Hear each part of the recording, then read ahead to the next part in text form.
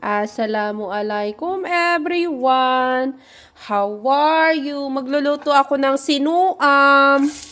Alam nyo ba yung sinuam? Yung maraming luya, may mais, may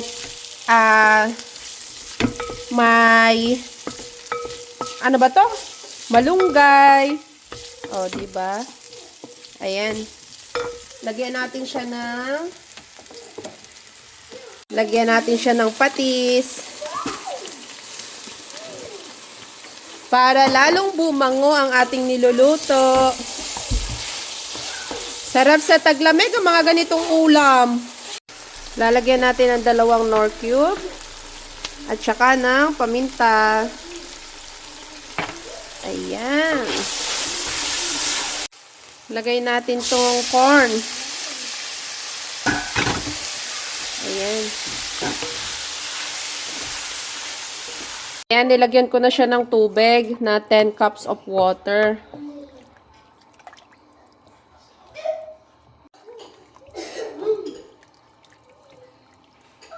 Ayan, lagay na natin yung garlic natin. Ito yung 3 balot kong malunggay. Tingnan nyo. Napaka-konti, oh, di ba? Ayan. Di ba? Oh, sarap, oh. Nalagyan ko na rin siya ng, ayan, oh, ng asin. Dadagdagan ko siya ng luya.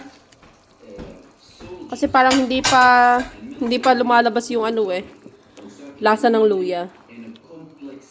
Ayan, lalagay na natin tong itlog. Kaya pala sabi ko parang may kulang. Diba? Yes.